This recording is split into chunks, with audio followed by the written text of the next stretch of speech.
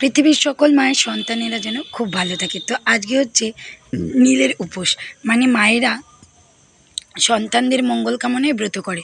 তো সকাল সকাল স্নান করে নতুন বস্ত্র পরে মিষ্টির দোকানে চলে এসেছি। আর আজকে হচ্ছে সোমবার, মহাদেবের বার। তো দেখো আমার আগে একজন মা পুজো দিচ্ছিল আর কি, নিশ্চয়ই কোনো সন্তানের মঙ্গল কামনার্থে। তো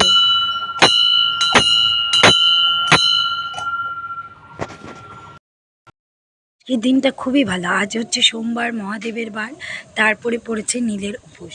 তো আমি সোমবারের পুজোটা নিত্য পুজোর মতনই করি, যেহেতু আমার বাড়িতে শিবলিঙ্গ নেই, তো প্রতিদিন আসা হয় না, সেই কারণে আমি প্রতি সোমবার সোমবার আসি। এখানে এসে বাবার মাথায় জল ঢেলে যাই, বেলপাতা দিই, ফুল বেলপাতা। তো আজকে যেহেতু নীলের উপোস, তো বাড়ি থেকে আর কি ব্রত করতে মানা করেছে কিছু, সেটা তোমাদের পরে কখনো বলবো। তো তার জন্য আমি যেহেতু নিত্য পুজোটা সোমবারের করি, মানে তো আমি ভাবলাম যে তো একই তো, তো মহাদেবের কাছে দুটো বাতি আমার দুই সন্তানের জন্য আমি জ্বালিয়েছি।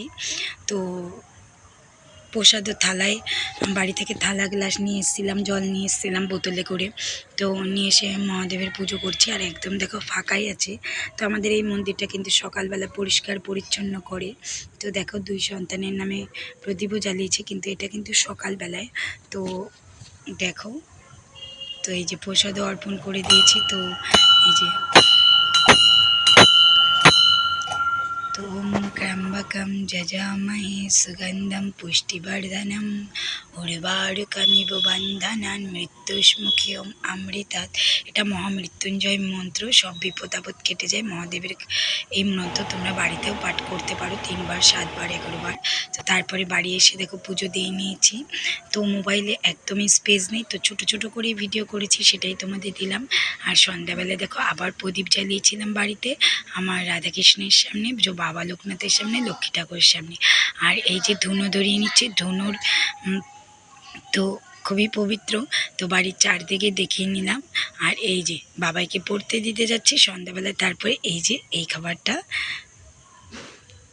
সোমবার জানো তো সবাই পুজো দিয়ে যায়, খুব সুন্দর করে বাবাকে সাজিয়ে যায়। ভিডিওটা যে কী করে উল্টো করলাম।